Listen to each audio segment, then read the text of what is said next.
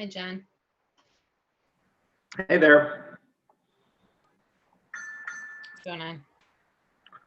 Oh, not much. Michael had to take the dog for a walk just to get him out of this room. By the way, I was this close calling you because I know you go into the office to drop off my finance report. Oh, yeah, I can. I ended up doing it today, but I got to do mine still. I know I don't want to send it in the mail because we got something yesterday that took 4 weeks to come. I know my cousin just got my Christmas card 2 days ago. She lives down in North Carolina, but still, it's ridiculous. I sent him like December 5th. No, literally, I got something that was postmarked like December 12th or something. Did you just mute me, Kelly? No, I hear you. Oh, it said that the host muted me. Oh. No, you're not muted. I know how to push the button. Oh, override me, why don't you? Right. I'm still waiting for Tyler's grades. No, really? Like from last quarter, the one that ended like in December? Yeah. That's crazy. He already started his new semester. Yeah. He ended up with a 3.9, but I still didn't get the report yet. He got it on his email. Maybe he blocked you. You know, if the student doesn't want the parents to know, they don't have Oh, to. no, we signed off on those paperwork freshman year. I get everything. I'm paying, I get. I find that so odd. When he starts paying his tuition, he can have full command of his grades.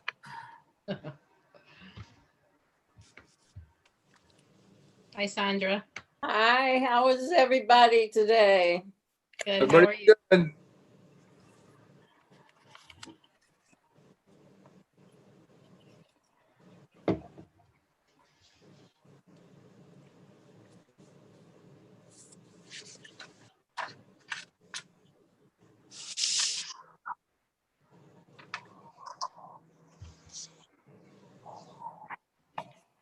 Hi, Steve.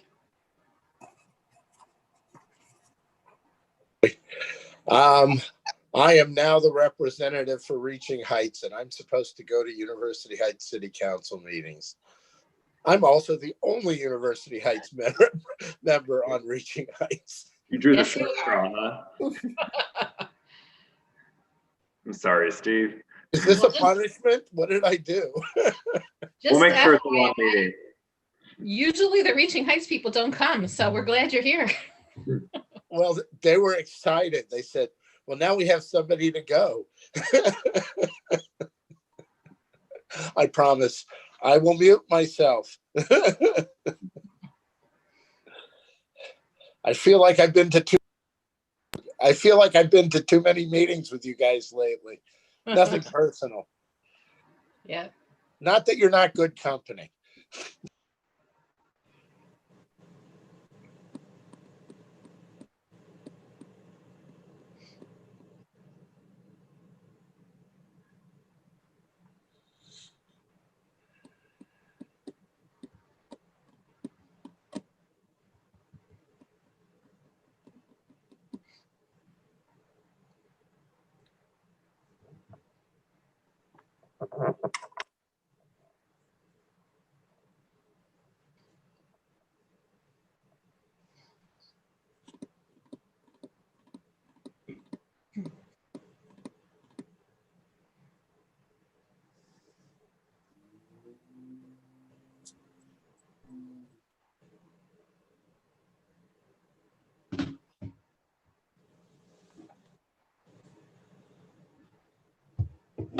I am.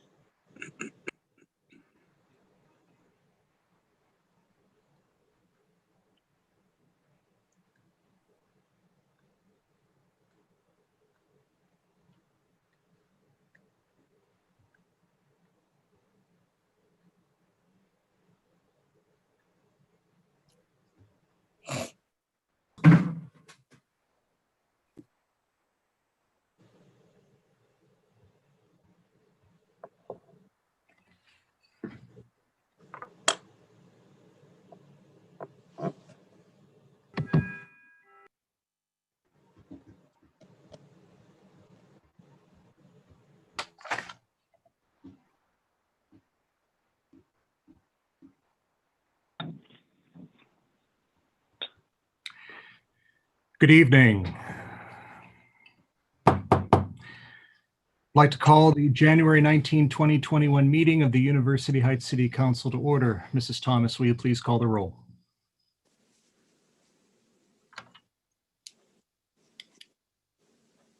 Mrs. Blankfield, Aye, here. Mrs. Berry, Here. Mrs. Pardee, Here. Mrs. Weiss, Here. Mr. Erdl, Here. Mr. Rock, Here. Mr. Gould, Here.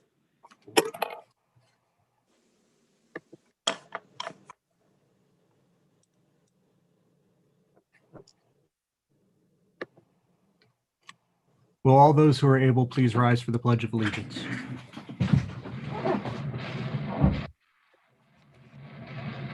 I pledge allegiance to the flag of the United States of America and to the republic for which it stands, one nation, under God, indivisible, with liberty and justice for all.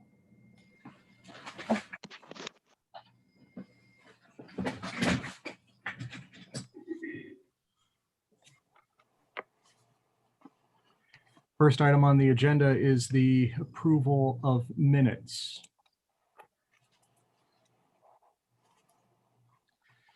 Is there a motion? Mayor, I'll make the motion to approve the January 4th minutes. What is- Very good. We have a motion by Mrs. Pardee to approve the minutes of January 4, 2021. Is there a second?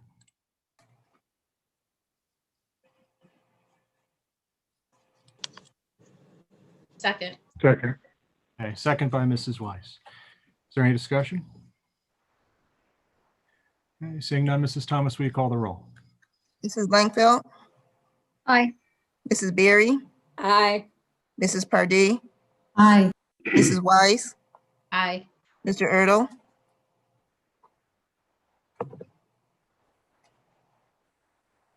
do we have Mr. Erdl? Mr. Rock, Aye.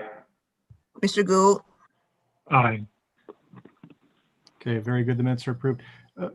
Mrs. Thomas, was Mr. Erdl here for the initial roll call? you know what, I thought he was, but I'm trying to let people in at the same time. I'm doing 6 things at one time. I understand. So maybe I was in a waiting room. I'm doing the best I can. I know. No, that's fine. I'm just wondering if we needed a motion to excuse Mr. Erdl. I I thought, think we probably do. No, he was on roll call. He said he was Was- present. Yeah, Okay. he was on. He must have got kicked off. yes, I thought I heard, I thought he was here. Okay, well, he will probably be rejoining us shortly. By way of just a little bit of business anyway, please note for the record that Michael Cicero is here this evening in place of Luke McConville, Director of Law. Mike is one of Luke's partners at the firm and has served in this capacity before, so I'm sure he will do so ably and seamlessly. So welcome, Mike. Thanks for being here. Thank you. Okay. Thank you. And that would then bring us to comments from. Can I quickly call Mr. Erdl for his approval of the minutes? Yes, you may. Aye. Thank you. Very good. Welcome. Okay. Without further ado then, we're at the portion of the meeting where we take comments from the audience. Speakers are limited to 5 minutes. Total time allowed is 15 minutes per meeting unless otherwise permitted by Council Ordinance Number 91-25. Is there anyone here tonight who would care to address the city? If so, if you would please raise your hand. I will call on you. I'll ask you then to state your name and address for the record, and you'll have up to 5 minutes to speak. You can either raise your hand physically or in the participants box. If you want to raise your hand there, I'll take a look there for raised hands as well. Okay. I'm not seeing anyone. So if there is not anyone this evening looking to address the city, we will then move to the reports and communications from the mayor and the taking of action. Today, Phase 1B vaccinations began in Ohio. Ohioans 80 years of age and older who have not already been inoculated, either through work or congregate care living, are now able to get the vaccine. The state of Ohio is expected to receive 100,000 vaccines for this first group that numbers 420,000 people. The overall Phase 1B includes about 2.2 million people. On Monday, January 25, vaccinations will open to Ohioans age 75 and older. On Monday, February 1st, vaccinations will open to Ohioans age 70 and older. On Monday, February 8th, age 65 and older. You are encouraged to visit vaccines.coronavirus.ohio.gov.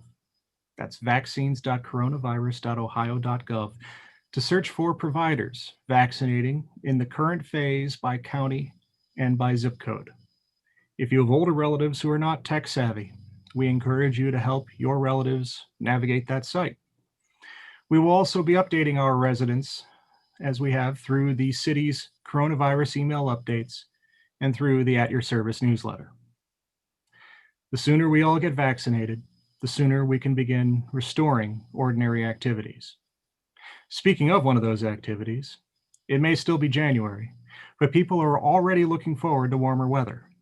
I've already begun receiving inquiries as to whether the city will be opening the pool at Purvis Park this summer. I love the pool. So many of our residents love the pool. If there is a way to open it safely this summer, we will. Matters of public health and public safety will take precedence. It is too early to say with certainty whether we will open the pool. It is not too early to begin planning for the different contingencies under which we may operate the pool. And those plans are already underway. Granted, I will note that we did that as well last year before determining that the pool would remain closed in 2020. We will take our guidance ultimately from the Cuyahoga County Board of Health as to whether and under what conditions we may open the pool. If the city can safely open the pool, then it is the administration's intention to do so. Before departing the topic of the coronavirus and the COVID-19 pandemic, I have from time to time reported on milestones to preserve them for the record. I would be remiss if I did not report for the record that since our last meeting, the United States of America reached the grim milestone of over 400,000 deaths due to COVID-19 since last March. With over 2 million deaths worldwide, that is more recorded deaths than any other nation in the world. Here in Ohio, we have had over 10,000 deaths reported since the pandemic began. By way of perspective, the first 3 deaths here in Ohio were on March 21, 2020, just 10 months ago. I don't have a good transition here to my next subject, so the rest of my report is all much better news. On January 7th, I named Brendan Zach as interim manager of Building, Housing, and Community Development. This is a temporary assignment as we continue to reorganize the building department and the Housing and Community Development Department. In this interim capacity, Mr. Zach shall serve officially as the department head, administering the Building and Housing and Community Development departments and managing all personnel therein. Mr. Zach will also be attending and participating in directors and chiefs meetings, as you did this morning, and city council meetings, as he is this evening. He is here this evening in this capacity for the first time. Welcome, Mr. Zach. Mr. Zach joined the city as a city planner in 2019 after having been both a mayoral intern and then an urban planning intern under then Housing and Community Development Director Patrick Grogan Myers, as well as completing a Cleveland Foundation Grant Administration internship with the City of Brooklyn and serving as youth development intern for the St. Clair Superior Development Corporation. Mr. Zach was valedictorian of his class, Cleveland State University Levin College of Urban Affairs, and is currently a Master of Urban Planning and Development candidate at Cleveland State University. Mr. Zach has distinguished himself in every opportunity we have given him, and I am confident he will do here as well. On a related note, I am delighted to announce that the city has hired Nino Monaco to serve as the city's chief building official. Mr. Monaco previously served the city as an independent contractor, providing these services for 3 months in mid-2020, after the retirement of Building Commissioner James McReynolds. Mr. Monaco's initial time here ended because, though his work and service were of high quality, we could not come to terms on an extended contract. By hiring him outright, we have resolved those issues.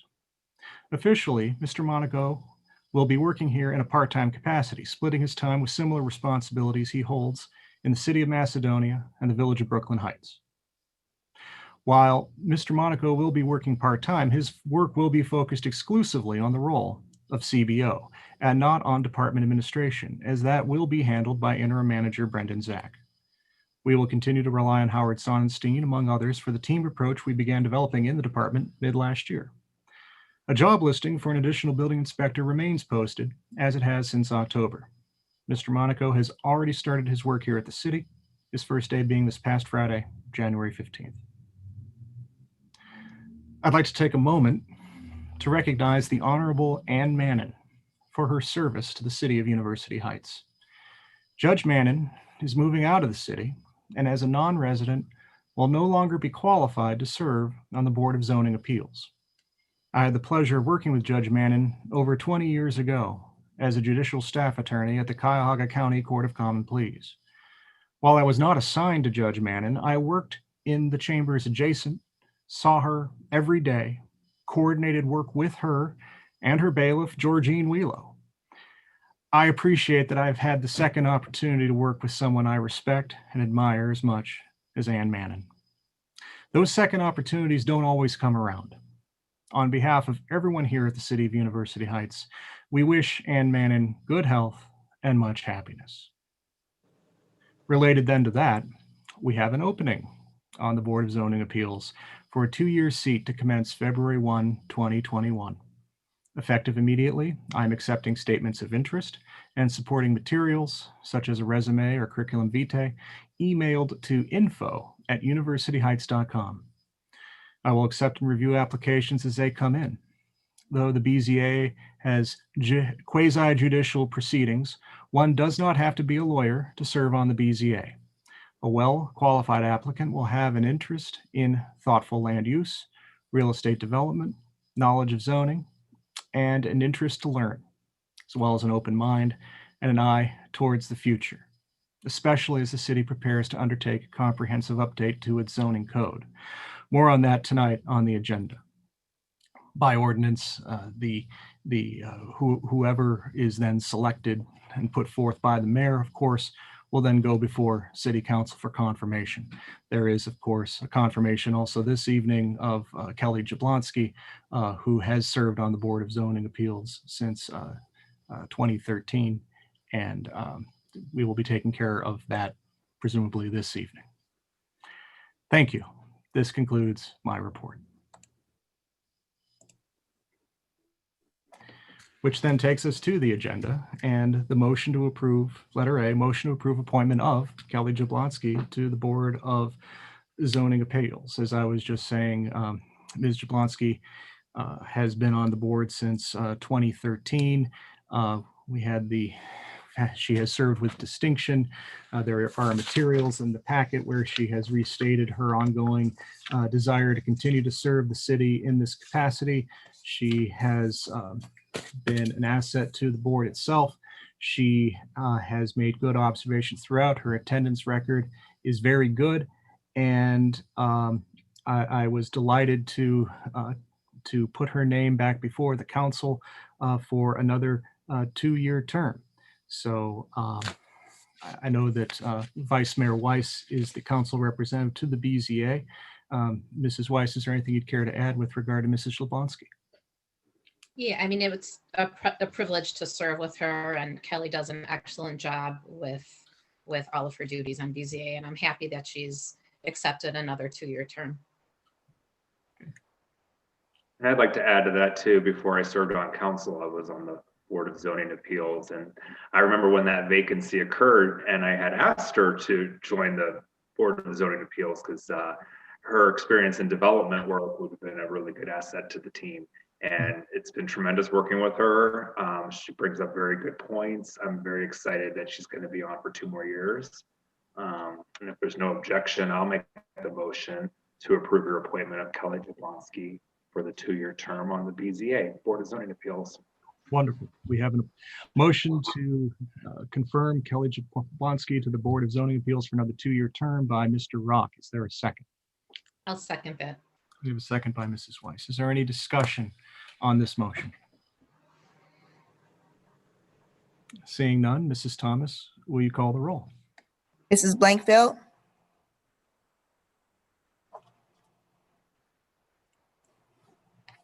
You lose her. You're muted. Mrs. Blankfeld, Aye. Mrs. Berry, Aye. Mrs. Pardee, Aye. Mrs. Weiss, Aye. Mr. Erdl, Aye. Mr. Rock, Aye. Mr. Gould. Aye.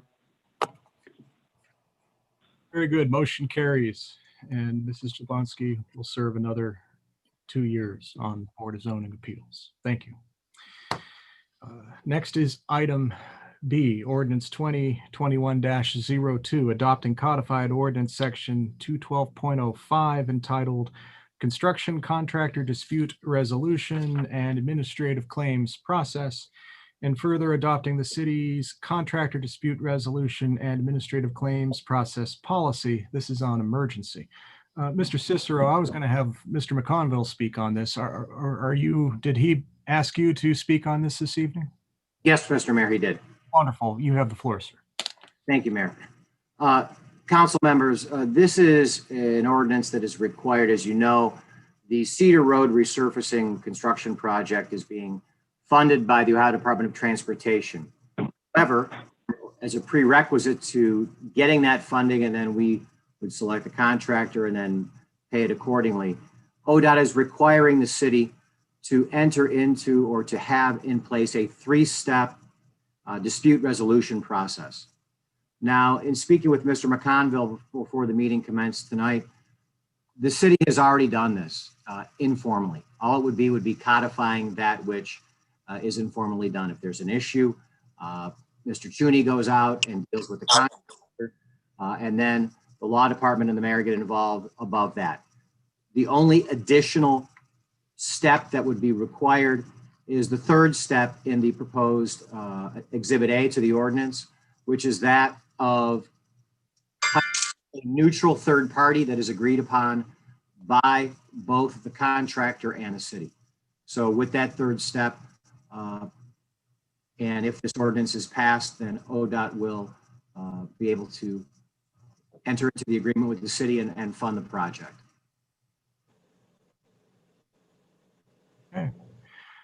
Very good. Thank you, Mr. Cicero. Does anybody have any questions for Mr. Cicero? I should also call Mr. Joe. Yes, Mr. Chuney, please. Thank you, Mayor. Just to add to that, University Heights is qualifying as a local public agency to administer a construction project that's funded by ODOT. And this is just one of the mechanisms we need to have in place. We have all the other ones in place that they require, because you have to administer the project the way they would do it, right? And when they do it, they have a dispute resolution to, in case something comes up that you have to put arbitration or what have you. So we need to codify this ordinance. And again, we're informally doing it this way now. It's just a matter of making it formal. Thank you, Mayor. Very good. Thank you, Mr. Chuney. Any questions for either Mr. Cicero or Mr. Chuney, or comments on the proposed ordinance? And if not, is there a motion to adopt ordinance 2021-02 on emergency? So moved. Very good. We have a motion to adopt on emergency by Vice Mayor Weiss. Is there a second? A second. I'll take the second by Mrs. Berry. Thank you. Any discussion on this motion? Seeing none, we will take 2 votes. The first is on the suspension of the rules. Mrs. Thomas, will you please call the roll? Mrs. Blankfeld, Aye. Mrs. Berry, Aye. Mrs. Pardee, Aye. Mrs. Weiss, Aye. Mr. Erdl, Aye. Mr. Rock, Aye. Mr. Gould, Aye. Very good. Then on the main motion. Mrs. Blankfeld, Aye. Mrs. Berry, Aye. Mrs. Pardee, Aye. Mrs. Weiss, Aye. Mr. Erdl, Aye. Mr. Rock, Aye. Mr. Gould. Aye. Okay, motion carries. Thank you. Next is item C, ordinance 2021-03, creating a facility capital improvement fund. This is on first reading. Mr. Kennedy, you have the floor, sir. Thank you, Mayor. As council will remember, this is an item that was discussed last Monday and Wednesday at the strategic planning meeting and the finance committee meeting. It's on first reading. This is to establish a fund with pretty strict controls on what money can be expended for. And basically what we want to do is provide a source for us to accumulate resources to support study, research, design, and construction of new or improved facilities for the city. And again, it's on first reading. It'll be incorporated into the budget with council's system to reflect that in the final budget that gets reviewed by council at the, hopefully, the second meeting in February. Okay, very good. Thank you, Mr. Kennedy. Are there any questions for Mr. Kennedy? Any comments or discussion? Mayor, I have a comment.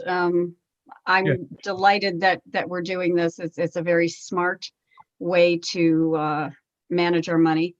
And I'm delighted to hear other members of council and yourself talk about establishing additional funds like this to provide for funding for other needs for the department so that they continue to best serve our neighbors, such as putting funds aside so they don't have to come out of capital for vehicles for police and fire and that kind of thing. So creating these types of prudent reserves for those purposes is really excellent. It's a good way for us to move. Thank you. Okay, thank you, Mrs. Blackfield. Any further questions or comments? Well, seeing none, we will consider the first reading had, and we will see this item back on at a future meeting. This takes us then to item D, motion to approve the RFP comprehensive zoning code update and advertise for bids. Mrs. Drucker, you have the floor. Thank you, Mayor, and good evening, council.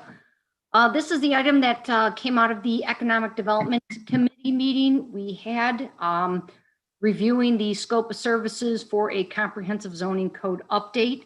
On December 6th, or January 6th, I did email the amended version out to the committee just to make sure I caught all the changes. And then based on the responses, what you have in front of you is would be the final product for the RFP for the comprehensive zoning code update. And all of the suggestions from the meeting were applied, and any changes and additions. In addition to the RFP, you also had requested a scorecard. So that was also included for your review. However, I would suggest if council were to pass this tonight, to not have the scorecard as a part of the legislation for the RFP, just because then that interview committee, it gives the interview committee flexibility if we wanted to change something in that without going to council. But at least this would give you the gist of what I was looking for. You know, with the scorecard, I believe it was pretty comprehensive to cover what we'd be looking for when the interviewing the consultants would take place. But again, that's something for the interview committee, I think, to review prior to the interviews actually taking place. So if anyone had any questions on the RFP, I'd be more than happy to answer those. Very good. Thank you, Mrs. Drucker. Are there any questions for Mrs. Drucker? Mrs. Weiss. Yeah, it's more of a comment. Thank you, Mayor. I just, I'm so gratified that this is getting done. It is such a long time coming, way before I was even on council, and that's 6 years ago already. And it's such a comprehensive RFP, and that's really kudos to you, Mrs. Drucker. And I'm excited for the city. This is long past due, like I mentioned before. Thank you. Thank you. Thank you, Mrs. Weiss. Just like to echo that sentiment. This did come before our committee twice. The first time we did an overall review of the RFP, and the second time we dug in and went really line by line, paragraph by paragraph. And the committee gave very good input on how to enhance this. And I think this reflects all of the comments that were made in that committee meeting. So good job picking up all those comments, Ms. Drucker. Appreciate that. I think just the only thing with the date at the end where it says questions, that was still zeroed out. So Yes, yeah, and that was based on when, and I think that I should have really just left that blank, because then when we're ready to send them out, we would have a date to pick. That's why I had left it highlighted and it with zeros, but I want at least to have a place setting there, just so that we knew that we have to establish when the RFPs would be due back, the date and time. So that's why I did leave that. So we could leave that blank and to be filled in. We could put just a blank line with council passing it. And then when we, because we would have to meet before we send that out, because if we, with the RFP, it's also about getting the committee together as well, to really walk this process through. So then I just wasn't sure what date council was looking for. So I didn't want to put a date, without knowing, if council was ready to pass this tonight, or is this just first reading tonight? Well, the agenda says it's a motion to approve. Oh, it is a motion. Okay, yeah. Advertise Okay. for Yep, bids. yep. That's right.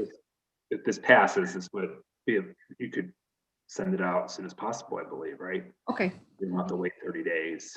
Correct. Yeah. Okay. Okay. Mhm. Is there a motion to approve the RFP for the comprehensive zoning code update and advertise for bids? So moved, Mayor. Very good. We have a motion by Mr. Rock. Is there a second? I'll second. Second by Mrs. Blankman. Any further discussion? Just tremendous work, Mrs. Drucker. Committee as well, but I mean, this is incredibly comprehensive. Really, really good work. Thank you. Thank you. If there's nothing further, Mrs. Thomas, will you call the roll? Mrs. Blankfeld, Aye. Mrs. Berry, Aye. Mrs. Pardee, Aye. Mrs. Weiss, Aye. Mr. Ertl, Aye. Mr. Rock, Aye.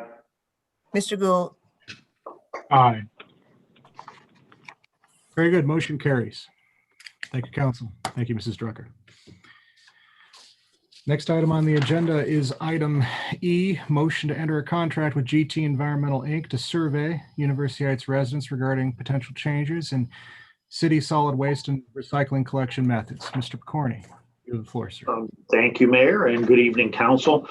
In accordance with previous discussions from our two public hearings concerning solid waste collection methods, I've requested GT Environmental to provide us with a quote to provide a survey of all residents in the city of University Heights.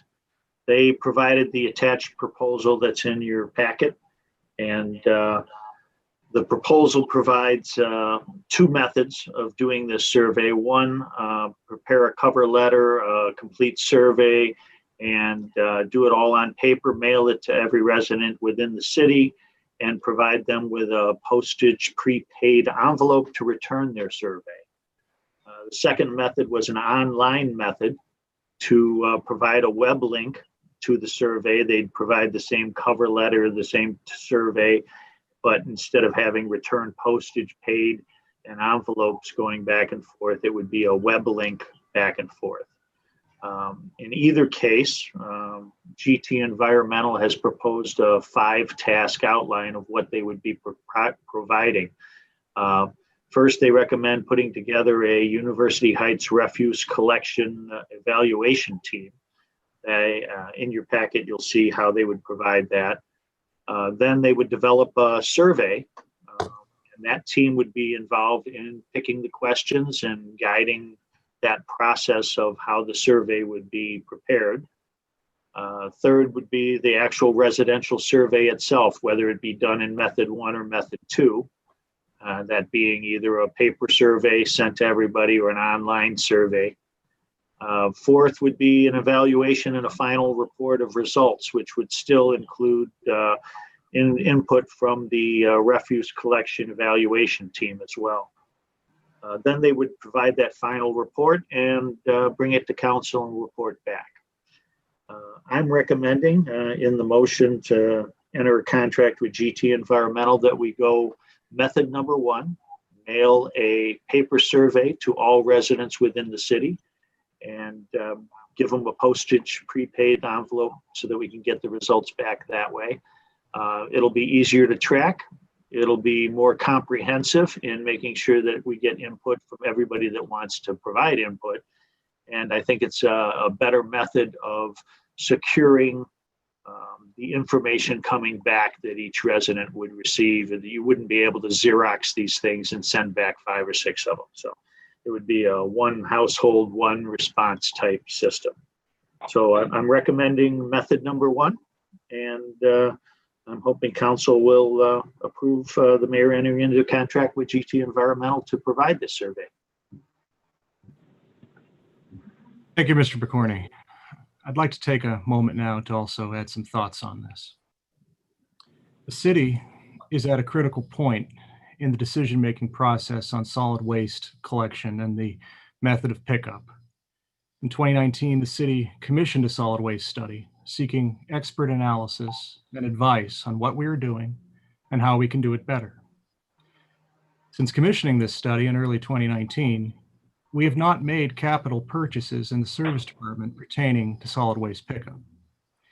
Instead of following the equipment replacement schedule, we have put off purchasing new garbage trucks. We have put off purchasing any new Kubotas. At this time, we're operating with the minimum number of garbage trucks, with 2 trucks in poor condition that could break down at any time, and no backup garbage truck. The backup garbage truck we had is no longer operational, is now being used for parts.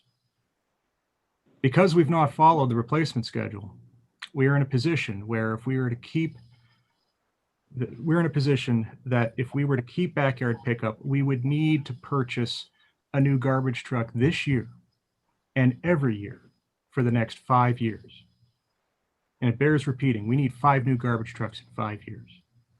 The estimated cost per truck is about $246,000. So over 5 years, that's $1,230,000.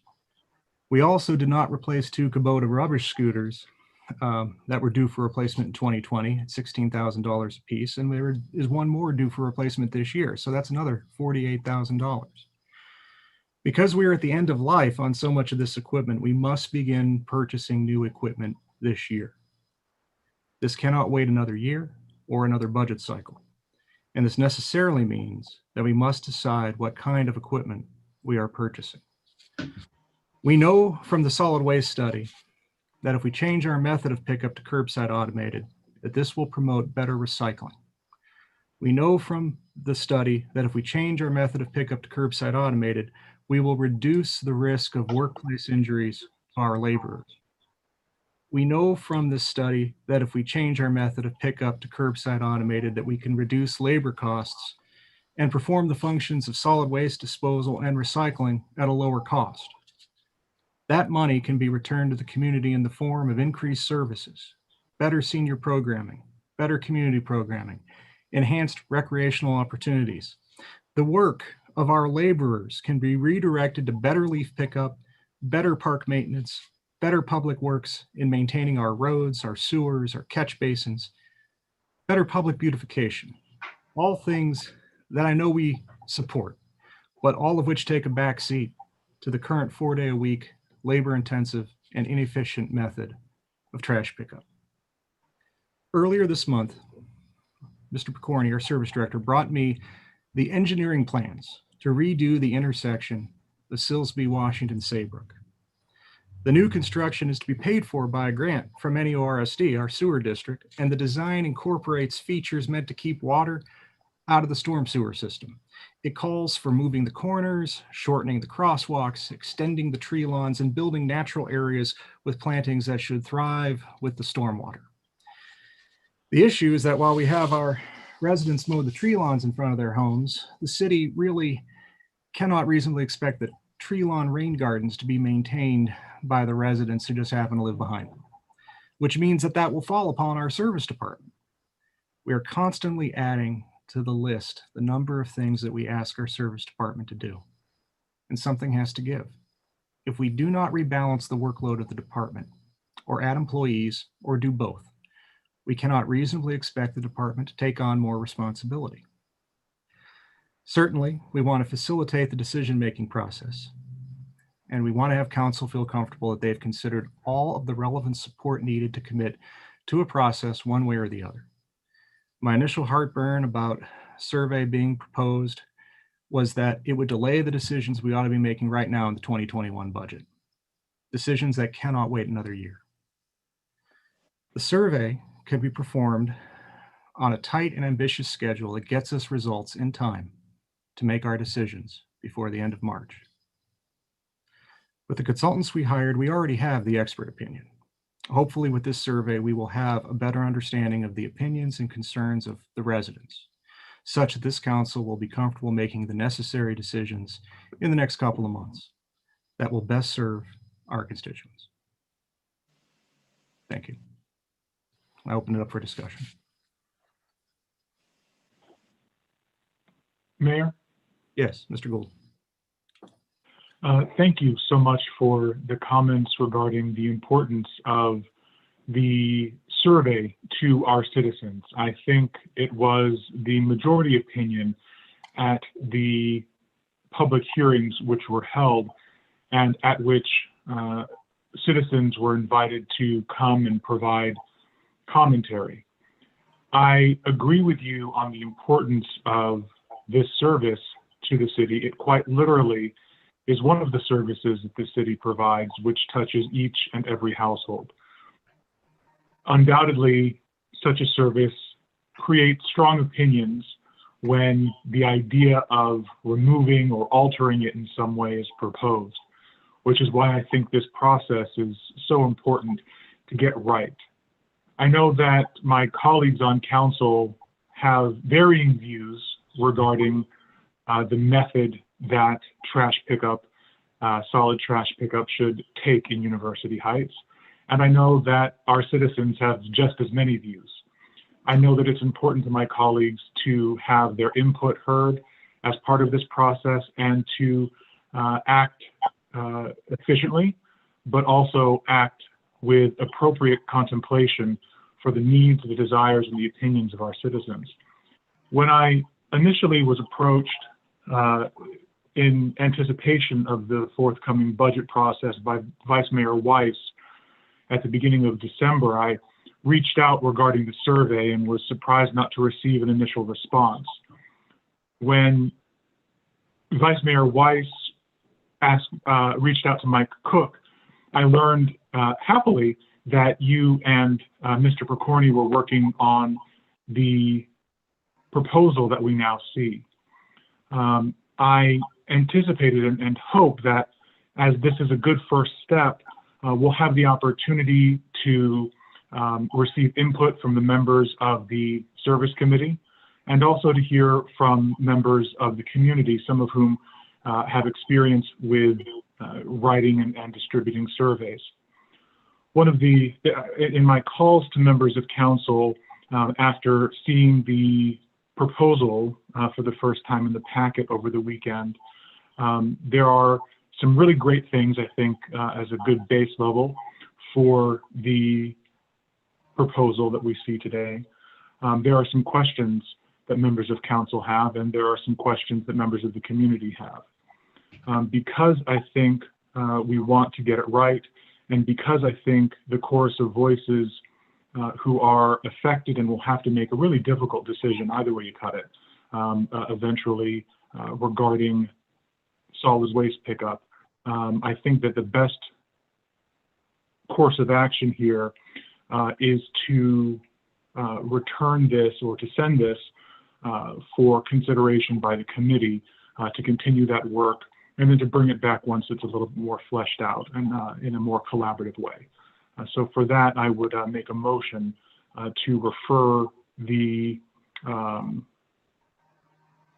proposed agreement or proposed contract to the Service and Utilities Committee for further action. Okay, we have a motion to refer the proposal from GT Environmental to survey University Heights residents regarding the potential changes to the city solid waste and recycling collection methods to the Service and Utilities Committee for further consideration is by Mr. Gould. Is there a second? I second it. Okay, we have a second by Mrs. Berry. Is there any discussion on this motion? Mr. Rock. I'll just discuss that I was in all of the service and utility meetings as well, and I could tell you from the overwhelming feedback that there's no embrace to the change, and I could tell you what the results of the survey are going to be. It's going to be half the city wants to see a change and half doesn't. So I'm not sure why we're doing a survey. I've walked these streets, I've talked to all these households, and I hear the same thing on both sides. But I will agree with Mr. Gould to send this to committee so we can flesh this out. It's a very expensive survey, tune of $11,000. I was sticker shock by that. So yeah, I would like to see this go to committee first. Agreed. Well, thank you, Mr. Rock. I share your observation. You know, I don't believe that. I mean, I attended both of those public meetings as well. I don't think we had a very good cross section of the community. I think we did have an outsized response with respect to one point of view in particular. I've walked these streets, I've knocked on the doors, I've talked to folks in the community. You know, there is a diversity of opinion. I know that we're going to hear and see different things, and part of what, you know, needs to be contemplated and part of the way these questions probably ought to be fleshed out are, you know, determining priorities. You know, if we were having a wedding and I said, you know, do you want steak or do you want chicken? You know, a lot of us would just say steak reflexively, you know, if we happen to like red meat. But, you know, there's certain costs associated with one thing or the other, and there may be other things that you get if you do one thing versus the other. And if the question is put, do you like backyard pickup and how much you're willing to pay for it? I mean, we had people at these committee meetings saying that you could basically raise their taxes as long as you accept it.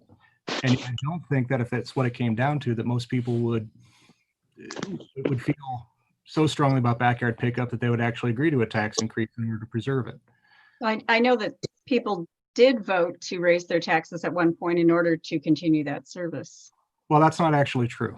I mean, if you go back to the minutes to that of the meetings where that tax increase was put on, there is no contemplation of that. So, and I've gone back and read those minutes. So that it may be how some folks justified it back in the day, but this is not 2006 or 8 or whenever that was. We're in a very different time now, very different expenses with different decisions that we now have to make. And if somebody were to pass a tax that was earmarked for a particular function or particular service, particular fund, then I think one could make that argument. But this was a tax that increased the general fund in order to do a myriad of things. We were having trouble keeping police cars on the road. We were having trouble fixing, doing sewer repairs and making repairs around the city. And that was why the tax increase was done. It wasn't just for one particular thing. It was for all the things. So, you know, that said, you know, the number of people that lived in the city at that time compared to who lives here now, it's quite different.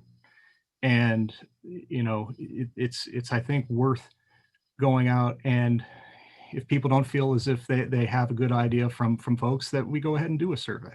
Absolutely. And because of the timing, you know, I am a little remiss about going to committee and not getting this done before this budget cycle.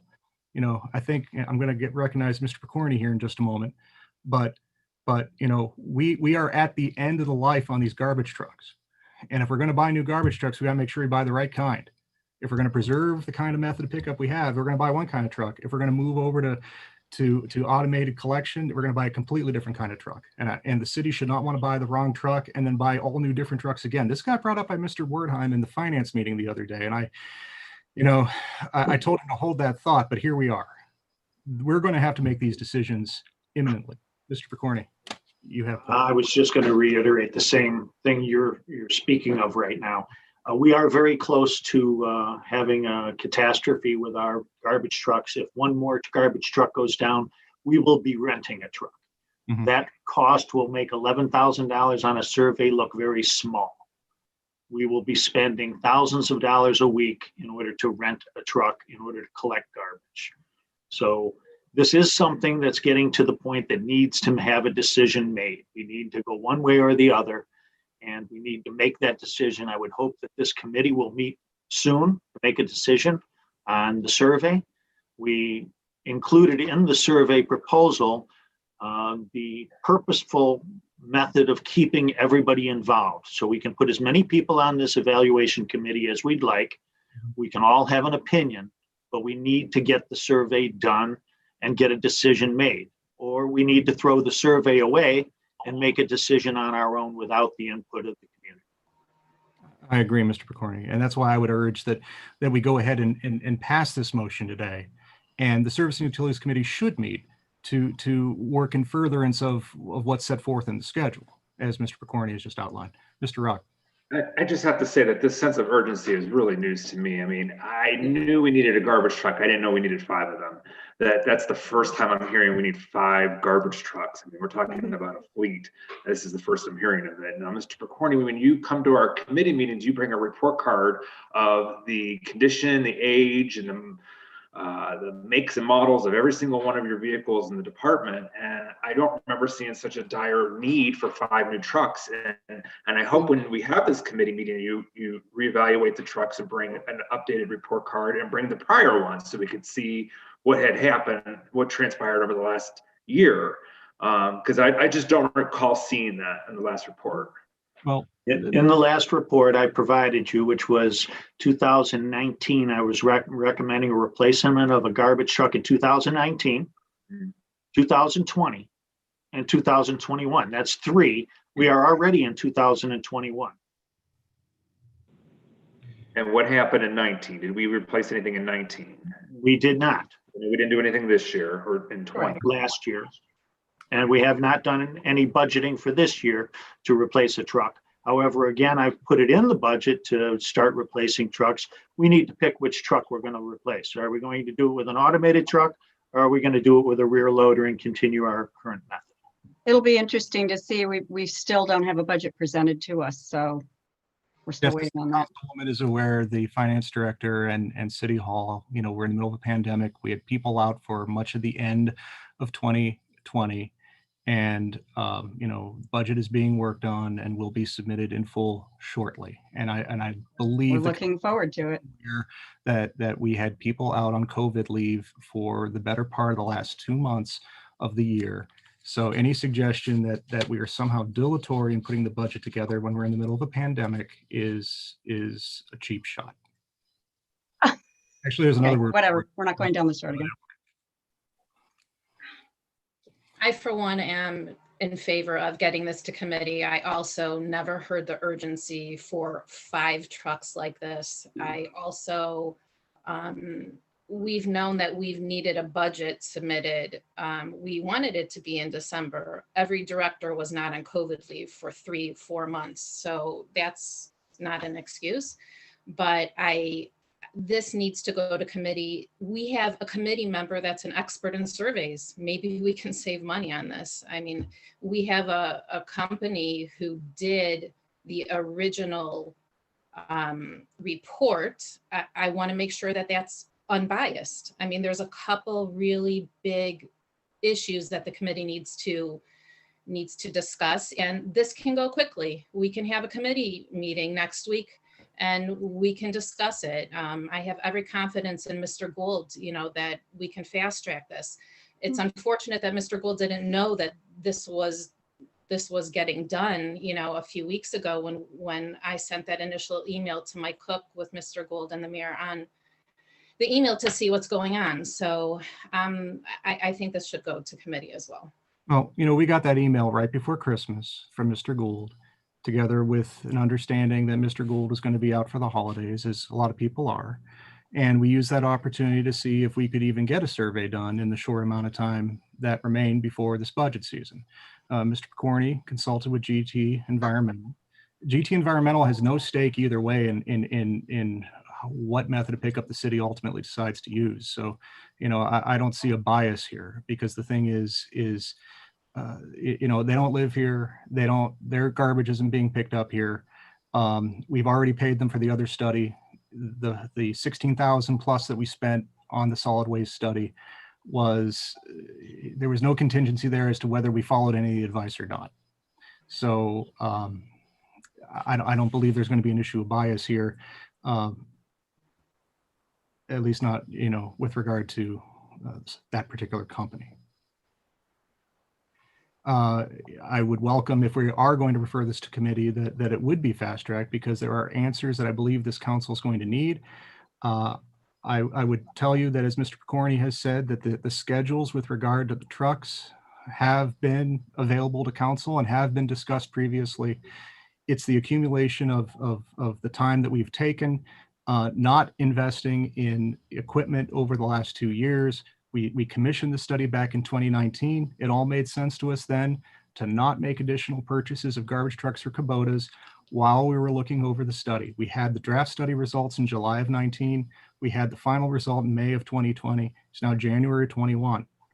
And it's been 3 years now, three budget cycles where we have not purchased equipment in the service department for solid waste pickup and recycling. So it should come as no surprise to anybody on council or to anybody here in the city that when we haven't followed the schedule, then where we've deferred these decisions awaiting this outcome, that we would be in the spot that we're in now, where we need to act fast because we have equipment at the end of its useful life. And, you know, we're looking at maybe, you know, I asked Mr. Kennedy about this, we're looking at maybe $50,000 a month if we have to rent a garbage truck. And, you know, that would be a terrible outcome. So we need to make some decisions here before our hand is really forced. I would just suggest that as we're going about the business of doing the people's work, that we all are aware of the urgency and the potentials. I appreciate you keeping us apprised of that, but my suggestion would be, you know, that as we fast track this, that we work together, work collaboratively, so that, you know, as an example, rather than just the presentation of a you know, proposal that was put together, and I appreciate you jumping on it and the urgency that you put behind it. I think it's a great proposal to come up with in a month's time. A change that I would have hoped to see would be that, you know, a couple of weeks ago, we knew that this was coming down the pipeline and are able to call for a meeting in the first or second week of the month, you know, rather than getting the final report, you know, when it's in this state and then doing it, you know, a week or two later. So my intention is to fast track this, as has been suggested.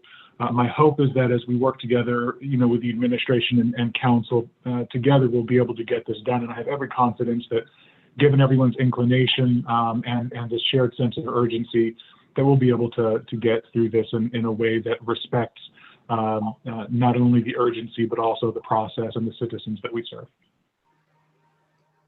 And, you know, while I appreciate that sense of urgency, I just don't know how we get this done before the March 31st budget is due. I mean, we're talking about a radical change in the department structure, how many people we're going to staff, how many vehicles we're going to purchase, and we have to have that all figured out by March. If the survey goes out in February, how long it takes to get back and evaluate and put together a report, I don't see how that's going to work. I don't know how that's going to affect this year. I mean, it is ambitious. That schedule is in the motion or in the proposal with regard to. That's not including this going to committee. Well, right, which is why, look, we've had the results of the solid waste study since May. We didn't have a public meeting until September, and we've, and I grant, we've had a pandemic, and we've been looking at other things, so I'm not trying to play the blame game here. I'm just saying that we've all had a lot of things that we've had to do. And, and the clock is running out on some of these decisions. We're going to end up having to buy a truck. And one of the things that got brought up in the finance committee meeting the other day is, does that then presuppose that if we're buying a truck because we are so desperate for a truck, that we're now investing in a system that we may or may not be keeping? Or is it now a foregone conclusion that we have decided to invest in that system because we've bought a truck that is consistent with that kind of system? In the end, that shouldn't be why our decision is made. Our decision should be made calmly, reasonably, rationally, based upon the information that we have, based upon the expert advice we sought, and then based upon, our ear to the ground and knowing the heartbeat of the community with respect to what the values are here and what the desires are of the residents and how we best serve them. So, the thing is I know we've all spent a lot of time thinking about this already. So even if the urgency of this is something that we're impressing upon you once more, I know we've all thought about this. I know that this isn't the first time we're hearing about this, and I think we can be prepared for the idea that we are going to have to make some decisions on this one way or another. And even if we seemingly don't, we will have. I've seen several hands up. I think I saw Mrs. Purdy's hand up. I see Mrs. Weiss's hand up. Mrs. Purdy, you haven't spoken yet. Do you have anything? Yeah, thank you, Mayor. I wanted to say I was shocked about the urgency. You've heard this. Certainly, we were in budget meetings. This didn't come up when the capital budget came up. When you have something this urgent that is rising to the top, you would think we would have heard some inkling that this decision was going to be in the offing. So I also wanted to say we have a committee member, committee chair, Councilman Gould, who has done an outstanding job moving through this process for the community with this committee. As he pointed out rightly so, I think this is one of the bigger services the city provides because it touches everyone, if not one of the biggest, and we should approach it with care. I am interested in seeing more about the numbers that you are citing, and also looking at the capital list as Rock suggested, and I fully support this going to committee with Councilman Gould as quickly as possible. Thank you. Thank you, Mrs. Purdy. Mrs. Weiss. Yeah, thank you. I just wanted to make a couple comments, and then I'm not sure if anyone else had anything else. This, as Councilwoman Purdy just said, is one of the biggest decisions that the city is going to have to make. The beauty of the budget is that council can amend the budget at any time. So even if we pass it by March 31st, in April, we can amend it. So we have that ability to do that. And the other thing I wanted to say is, you can't really have it both ways. You can't tell us that it's a pandemic and you don't have the budget ready so we can pass it December 31st and then say, oh, well, this is a pandemic. This is urgent right now that we need to have this garbage study done right now. We need to be able to collaborate on this together. We should have heard about the urgency of this before. We want to work with administration, but we can't if we don't know about it. So I again, want this to go to committee.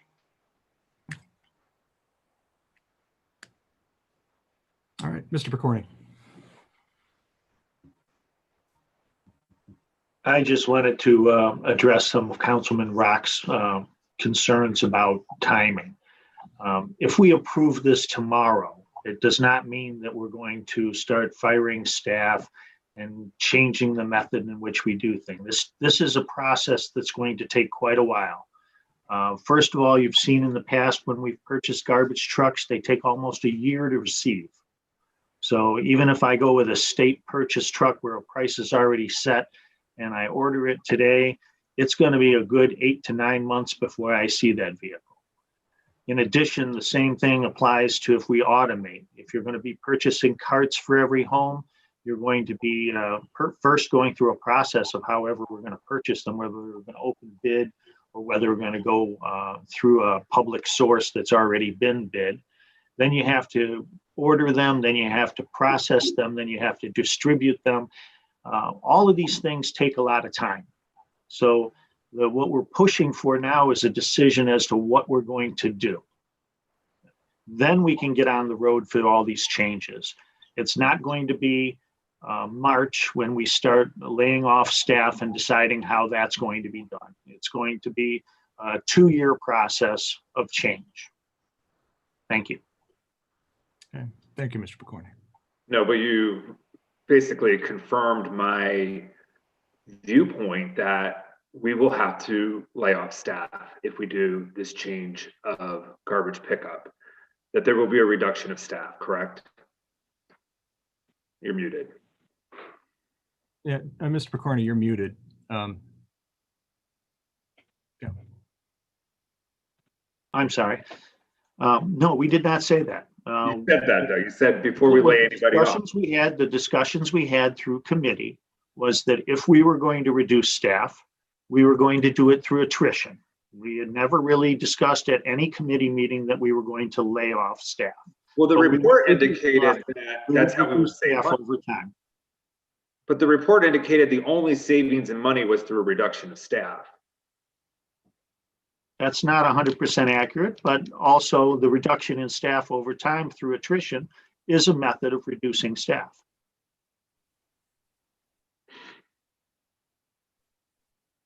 And you know, Mr. Picorni stated it in the negative that we're not going to be reducing staff, you know. No, but if we were going through, if your urgency is so that this is reflected in this year's budget, then we need to look at this year's budget comprehensively in terms of salaries and in terms of capital for equipment. And if we don't know if we're buying a backyard pickup type of truck or a truck that picks up the can with its robotic arm, you know, those are big decisions that have to be made. And for this to, we have to think about this over the next 2 months, I think it's extremely accelerated, and that doesn't affect the budget this year. You know, you say we might have to buy a new truck this year if we don't change our method of pickup, only to change the method of pickup next year when we just bought a truck. I don't know, what do these trucks sell for? If we buy one and we decide 2 years down the road that we're changing our method, can we sell the truck? What could we get for something like that? What is more likely is that we currently have 3 trucks in our fleet that were purchased as used trucks and are of the vintage of 2000. So they're already 21 years old. We're not talking about ending up with no rear load packers. So we still collect our brush in a rear load packer method. Those Christmas trees go into the back of a packer. Yard waste goes into the back of a packer that way. So what we would end up doing if we had a new vehicle would be keeping the new vehicle and retiring the 21-year-old vehicle. That's if it's not already broken by the time we need to retire it.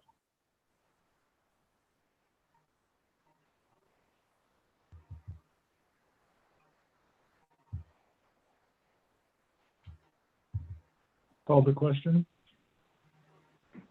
Yes, Yeah. call the question, please. Yes, the motion that's on the floor is to refer this matter, this proposal to the Service and Utilities Committee. The question has been called. If there's no further discussion, Mrs. Thomas, will you call the roll on the motion to refer this proposal to committee? Mrs. Blankfeld, Aye. Mrs. Berry, Aye. Mrs. Pardee, Aye. Mrs. Weiss, Aye. Mr. Ertl, No. Mr. Rock, Aye. Mr. Gould. Aye. Okay, very good. The item is referred to the Service and Utilities Committee. Okay, that takes us then to item F, motion to approve price quote from Signal Service for upgrade pole-mounted traffic signal control cabinet to accommodate new pedestrian movement at South Green and Silsby Road, not to exceed $20,722. Mr. Cheney, you have the floor on this matter. Yes, Mayor, thank you. In order to get the pedestrian crosswalk signal to operate properly, those new stamped concrete crosswalks we put in on Green Road, one is pretty close to where Baintree intersects Green Road there. We need to replace the controller. The controller at that signal is vintage. It's older than those garbage trucks, like significantly older. Right now, it cannot accommodate another call for a pedestrian to push the button. It cannot accommodate it. That's why the crosswalk signal is not working. We have to replace the controller inside the box. In order to do that, the box has to be bigger, and the pole is leaning significantly. So we asked Signal Service also to put in their quote to install a new pole and make it vertical. So that's all in this quote, and I recommend we approve this expense for Signal Service. Okay, very good. Thank you, Mr. Cheney. Chief Rogers, was there anything you wanted to add with respect to this item? Thank you, Mayor. Just a few comments regarding Signal Service. They do provide this type of equipment, install and maintenance throughout the region. They provided this type of equipment and maintenance to just about every traffic signal controller throughout University Heights and likely throughout the region. And as a result of their special and unique skills and knowledge of the project and of our traffic corridors and related signals, it would appear that this project would be an exception to the public bidding requirement because of the specific services that they do provide. Very good. Thank you, Chief. Mr. Mayor, if I may. Yes, Mr. Cicero, please. Chief Rogers is correct. This is what's called the sole source rule. It's a unique service and a unique provided by Signal Service Company. And if there is a motion to approve, I do advise that the motion includes a provision waiving the competitive bidding procedures. That's very good. Thank you. That's a very good point, Mr. Cicero. Any motion should include that. I'd simply add that you know, the new crosswalk over there was a CDBG supplemental project that the city had worked on, that we did not hook up that crosswalk right away because the city of Beechwood was working on a water line. So it did not become evident until much later after the construction of the sidewalk that in fact, when we did hook up the crosswalk for operation, that the controller itself was not going to work for this. This is something that we began researching late last year with respect to what we would need to do to make this operate, and that has yielded the quote here. We have heard from numerous residents their concern about the non-operation of that. I know that the Vice Mayor and I received another one of those emails just this last week. So this is something that we know is of concern. There are a lot of, you know, we have a very walkable city, a lot of folks in this neighborhood who do walk throughout the week, and especially at the end of the week. We want this crosswalk to be operational, you know, and this is the way to make that happen. So obviously I support the motion to approve and hope that we'll do that this evening.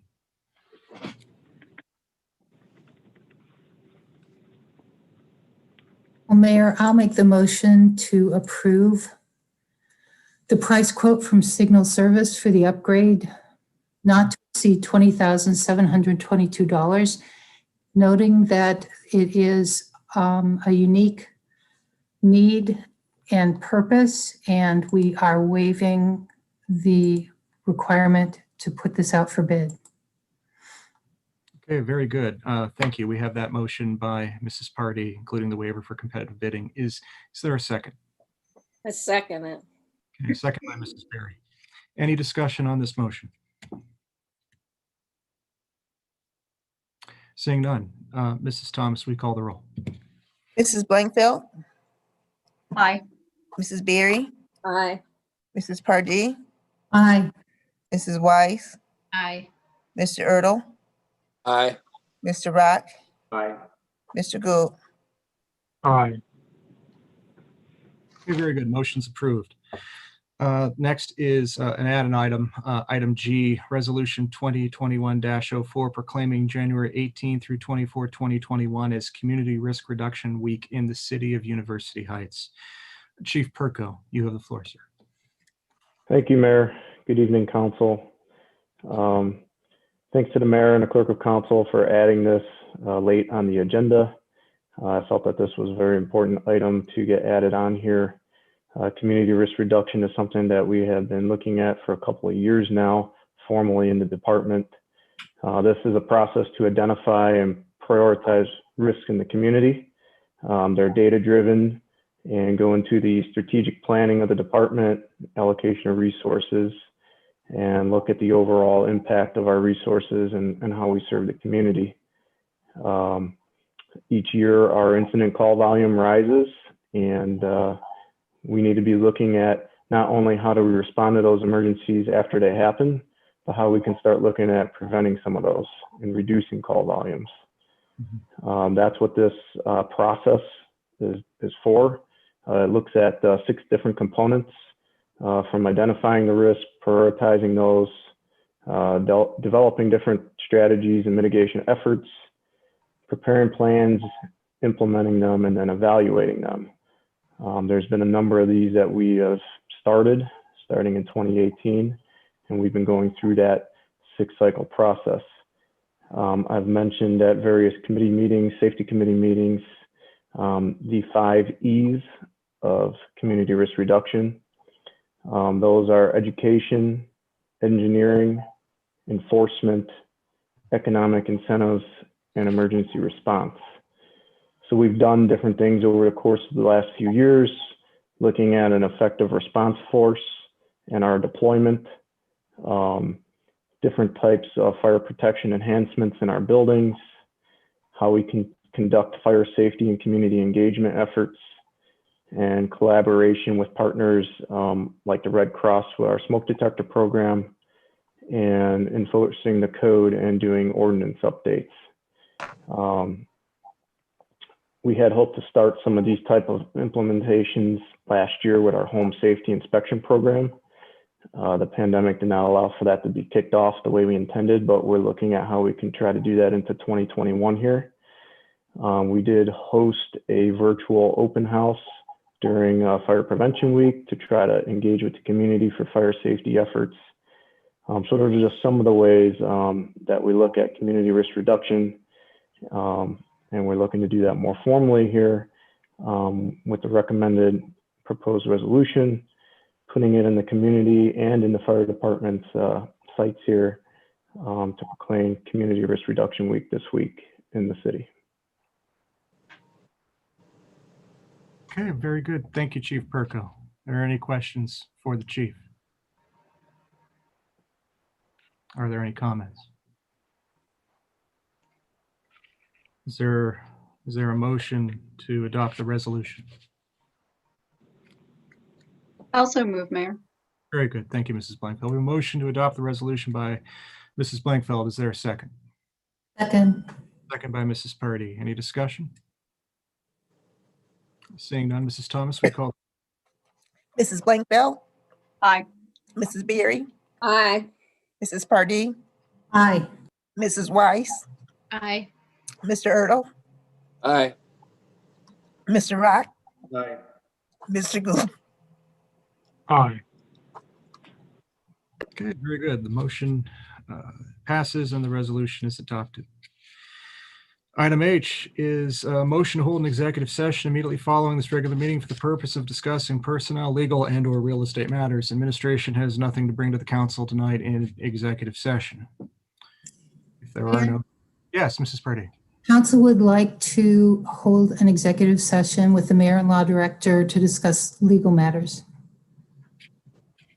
Okay, pertaining to Potential exposure for the city.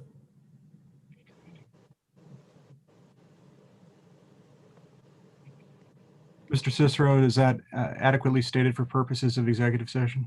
Not quite, but Mrs. Pardee, would it be relating to personnel matters and exposure? Yes, and if we need it to be for matters of personnel, we can do it for that purpose also. I would indicate if the motion were for personnel, legal matters, then yes, it would be an appropriate purpose for an executive session, Mayor. Okay. That is the motion then. Thank you. Okay, very good. We have that motion then by Mrs. Party. Before I ask for a second, just to be clear, it's council, mayor, and the acting law director. Anybody else that you were seeking? Any of the directors? I am not requesting any directors. I invite my colleagues to make a suggestion, but I do not believe that's needed. Okay, very good. So we have a motion by Mrs. Party. Is there a second? Second. I'll second. Okay, second by Mrs. Weiss. Mrs. Thomas, will you call the roll? Mrs. Blankfeld, Aye. Mrs. Berry, Aye. Mrs. Pardee, Aye. Mrs. Weiss, Aye. Mr. Erdl, Aye. Aye. Mr. Good. Aye. All right, very good. We will have an executive session on a personnel and legal matter, as indicated by motion. At the conclusion of the regular portion of this meeting, which then takes us to the director's reports. Finance, Mr. Kennedy.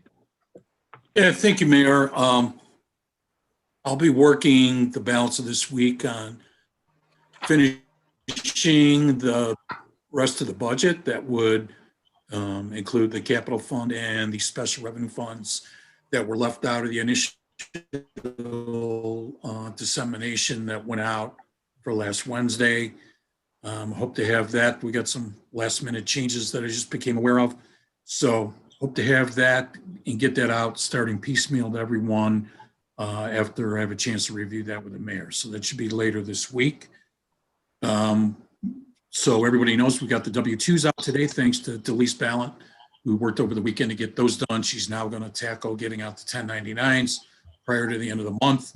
I think I had told everybody last week we're in the process of closing our accounting system, thanks to Rita Drew to do that last week. So we've had a lot of things going, got our filings with the county done at the time, and discuss the remainder of the budget, and probably by the end of February, if not the beginning of March. Okay, very good. You broke up a little bit there, but I think we got the gist of it. Anybody have any questions for Mr. Kennedy? If not, then thank you. Thank you, Mr. Kennedy. Next is Director of Law. Mr. Cicero, do you have a report? No report, Mr. Mayor.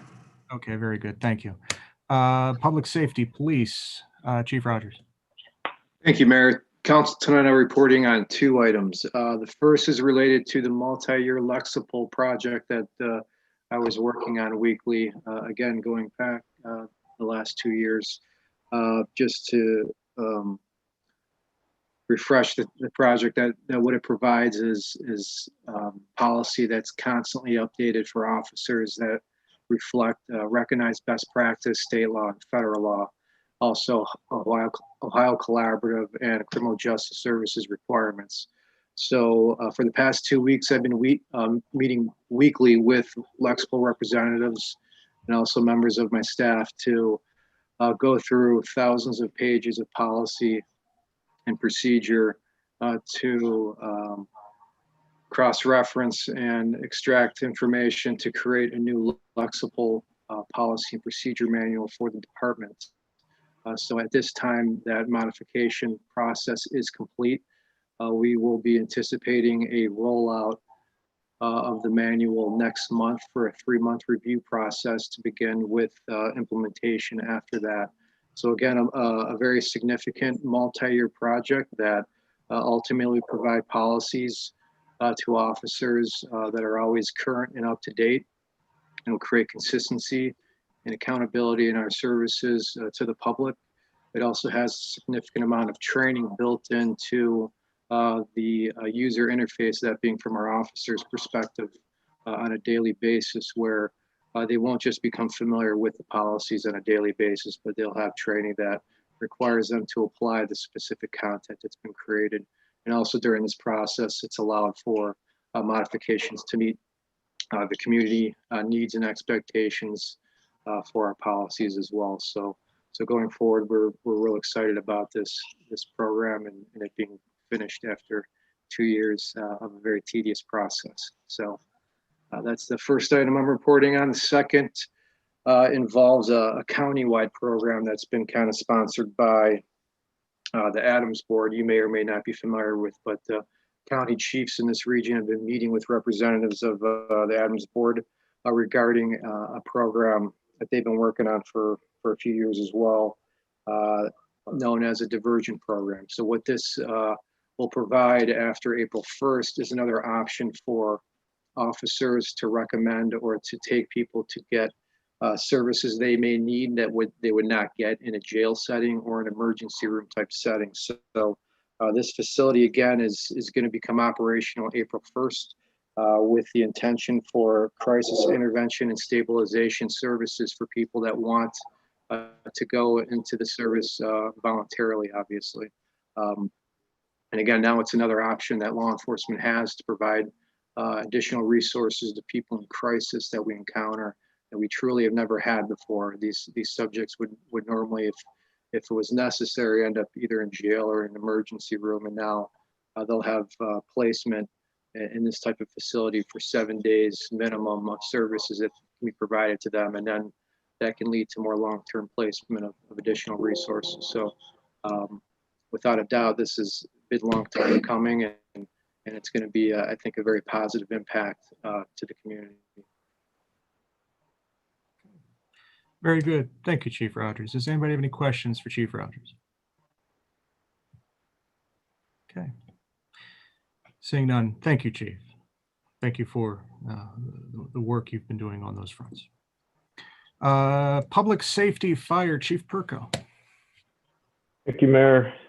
Council, thank you for your support in passing the resolution for Community Risk Reduction Week. This week, we'll be rolling out various items each day on social media pertaining to community risk reduction. Also, as the mayor indicated in his report, they're starting the phase 1B vaccinations. We'll also be providing some information on our social media page as far as that goes. As the mayor indicated, we have a link up right now that shares the provider list that he mentioned, which shows various facilities in the county that will be providing the vaccination, including a bunch of communities that neighbor us. So I encourage members of our community to get online and see where those are available, and to not hesitate to reach out to the fire department if they need assistance in knowing where those are at or how to register. Another link we had put up a couple days prior to that was a notification link from the County Board of Health. People in the community can go on and register in the link to be notified of their eligibility to receive the vaccination. They'll receive a voicemail and an email about that, as well as a confirmation of a scheduled date that they end up selecting upon their eligibility. Paramedics have been working in partnership with the County Board of Health and the County Fire Chiefs Association at these various pod locations sponsored by the county. There's been about a half a dozen different pods that our medics have been working at previously, and about a dozen coming up in the future to assist them in the county. So far, vaccinating people in the Group 1A and starting today in the Phase 1B. So any members in the community or members of council that have questions, they can feel free to reach out to the fire department, and we'll try to guide them through that process. Okay, very good. Thank you, Chief Perko. Any questions for Chief Perko at this time? All right. Moving along then to service, Mr. Picorni. Thank you, Mayor. Only one item to report on tonight, and that is that our fall curbside leaf collection has been completed today. We'll resume curbside leaf collection again the 1st of April. Until that time, all yard waste should be put in lawn leaf bags so we can collect it on your garbage day. And that is all I have to report. Thank you. Very good. Thank you, Mr. Picorni. Building, Housing, and Development, Mr. Zach. Thank you, Mayor. I'm very excited to serve in the interim manager role for these departments alongside Mr. Monaco as our chief building official. But other than that, I have no report. Thank you. Thank you, Mr. Zach. Any questions for Mr. Zach? Very good. City Engineer, Mr. Chuney. Thank you, Mayor. Just one quick report. Sorry to say that we're not successful in getting the grant funding that we applied for Ohio Public Works Commission for resurfacing of Warrensville Center Road. We found out late Friday afternoon that we did not score high enough to get the funding for that. We do have a small grant for that resurfacing project from the county, and I will be pursuing other avenues to get more funding so that we can get that resurfaced. It is a county highway. I do not recommend we spend 100% city dollars on a county highway. We have enough local roads to spend our money on, and I'll continue to look for other funding sources. End of report. Okay, thank you, Mr. Chuney. Communication, any questions for Mr. Chuney? All right. Communications and civic engagement, Mr. Cook. Thank you, Mayor. Good evening, Council. Reinforce what Chief Perko said and what the Mayor said at the beginning of his report. An emphasis that I'm going to work on is encouraging residents of University Heights to work with their elderly parents or their elderly grandparents on learning more about the vaccine, and if they choose to get vaccinated, how to do it. Because a lot of it, like Chief Perko said, and the Mayor said, it's online. That might present a challenge to some. And I just want to make sure that we're not just getting the word out, but getting the word out to, hey, you're 45, you're going to get the vaccination when it's your time. But, dad's 65, grandma's 90, work with them, walk them through it, do it for them. And then, everyone who wants to be vaccinated can get that. And secondly, and we're going to be doing that in all of our communications, including the next newsletter, which comes out, should be hitting mailboxes in January. Secondly, and finally, this kind of ties into the earlier discussion about the trash pickup survey.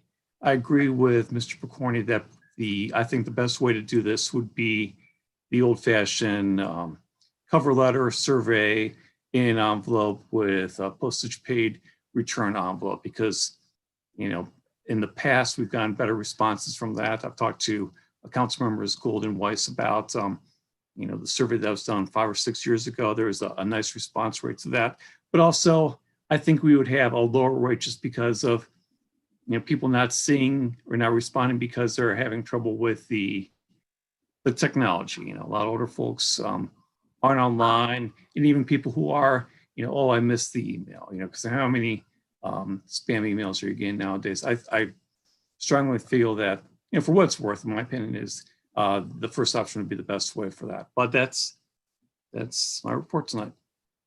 Okay, thank you, Mr. Cook. Any questions for Mr. Cook? All right, that brings us then to economic development. Mrs. Drucker. Yes, just one quick announcement. I just want to let the council know, through the pandemic, the Cuyahoga County has been given stabilization grants, and 2 of our businesses recently were recipients of the small business grants, each in the amount of $10,000, which is nice and helpful for our businesses. The one being the Purple Elephant Herbal Commissary, and then the other one was Fame Studio. So I'm glad to see that our businesses are starting to reap the benefits from these grants that, when they're applying, because I know the first few rounds we weren't so successful, but this third round, at least a couple of our businesses were successful in obtaining some funds. That's my report tonight. Okay, thank you. Thank you, Mrs. Drucker. Any questions for Mrs. Drucker? All right, seeing none. We will then move to reports from standing committees, building and housing. Mrs. Blankfeld. Thank you, Mayor. The Building and Housing Committee will meet again early in February.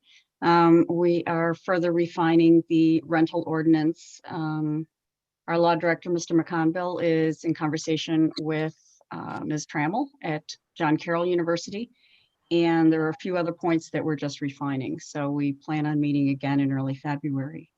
Additionally, I wanted our residents to be aware, they've probably seen it in the news, but it bears repeating, that Cuyahoga County has earmarked $2 million in mortgage assistance funding for struggling homeowners who have been negatively impacted by COVID-19 and the resulting economic downturn.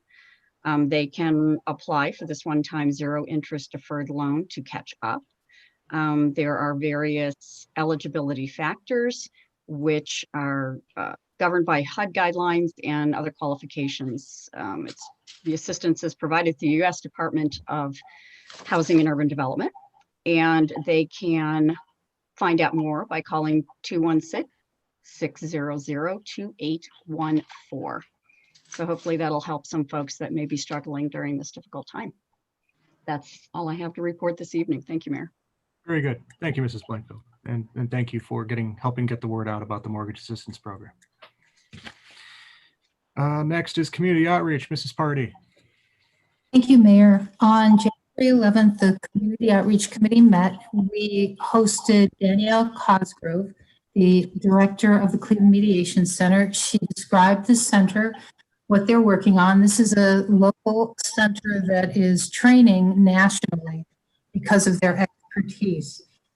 The committee has been exploring a neighbor-to-neighbor mediation program, how to set it up, what that might mean. We did get a quote from the Cleveland Mediation Center to actually perform mediations on our behalf with residents as needed. And I want to share that the quote is $100 per mediation, which includes landlord-tenant mediation and neighbor-to-neighbor disputes. Larger community mediations, $150 per mediation with groups or organizations, and family mediation, $225 per mediation, which includes custody, visitation, and other family-related issues. So there is a quite outstanding opportunity for the city to provide some services for residents. We're still going to explore this, and we're going to talk to another couple of cities that have their own program. We'll have more on that later. On January 12th, the Technology Advisory Commission met. They've been working as a citizens commission to review the city's technology. They've, for quite a while, they're a series of IT experts in the city who are willing to volunteer to help our city in terms of identifying good hardware, software, processes, et cetera. The commission had made the determination, which was accepted by the city, to put out an RFP or RFQ to request information from vendors concerning an audit of what the city has currently and creating a strategic design in terms of a comprehensive design for software, hardware, and service, also with an eye to the future. So the committee met to discuss the results of that RFP. And there will be more on that in the future for the city. Thank you, Mrs. Pardee. Next is economic development. Mr. Rock.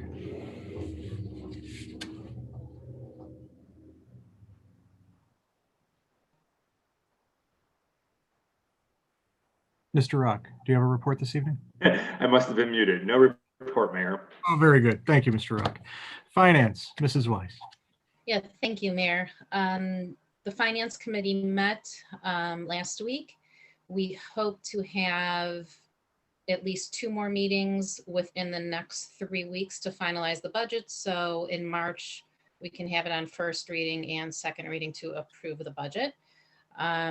We also had a subcommittee of the Strategic Planning Committee, which met 2 weeks ago, and we will have within the next 4 weeks a follow-up meeting, and then to finalize some internal controls, and then start the next phase of that strategy. Thank you. Okay, thank you, Mrs. Weiss. Recreation, Mr. Erdl. No report, Mayor. Okay, thank you, Mr. Erdl. Safety, Mrs. Berry. The Citizens Advisory Committee, meeting that usually is on the third Wednesday has been moved to March the 3rd. That's what I was informed of.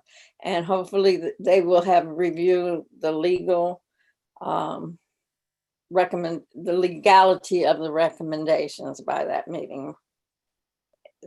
That's my understanding. Yes, that is the intention. Mhm. Thank you, Mrs. Berry. Next is Service and Utilities, Mr. Gould.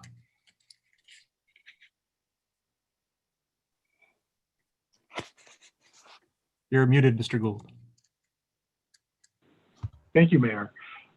We are looking forward to, as has been outlined this evening, having a meeting to address the survey for the solid waste study. Hopefully a poll will go out to have a meeting next week to begin that work. Other than that, no report. Very good. Thank you, Mr. Gould. And then finally, Committee of the Whole, Mrs. Weiss. No report, Mayor. Okay, very good. Thank you, Mrs. Weiss. We are now at the conclusion of the regular portion of the meeting. We did move to go into an executive session at this juncture following this conclusion of the meeting. I'm not aware of any business that will be had at the conclusion of that executive session other than a motion to adjourn. That said, if you are not part of the executive session, you are welcome to stick around and see that motion to adjourn at the end. But if not, we have a good evening. Thanks for being here. And if we'll see you at our next regular meeting on the first Monday of February. So thank you all, and we'll be departing for executive session shortly.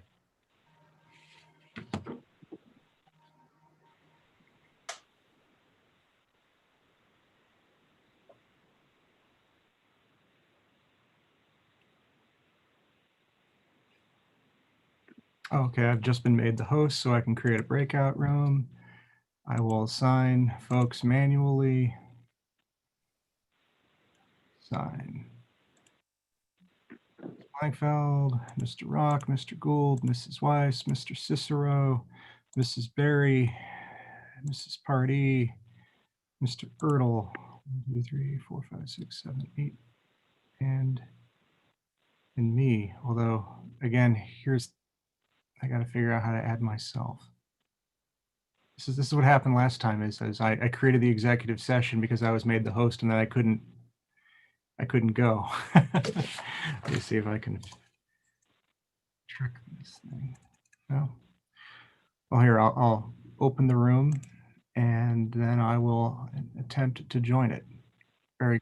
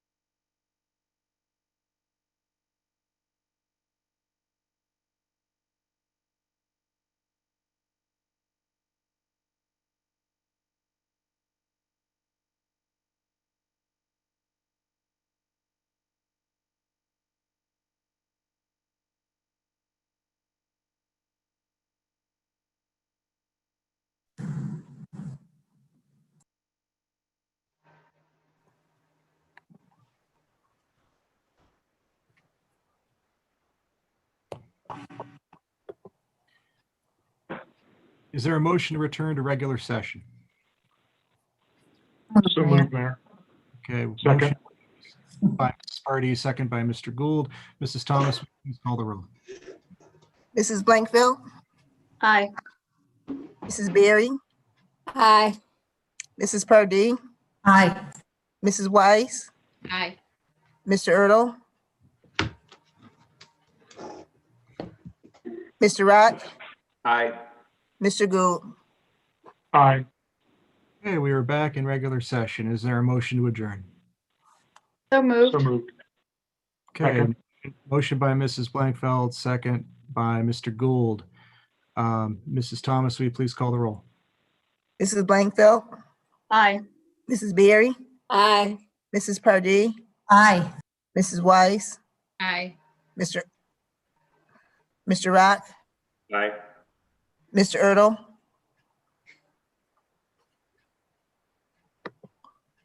Mr. Erdl said yes. Aye. Mr. Gould. Aye. Okay, very good. Motion carries. Our next meeting is February 1st. Everyone be well and be safe. We are adjourned till then. Have a good night, everyone. Thank Good you. night, everyone. Everyone, Thank you, Mike, for being here. you're welcome.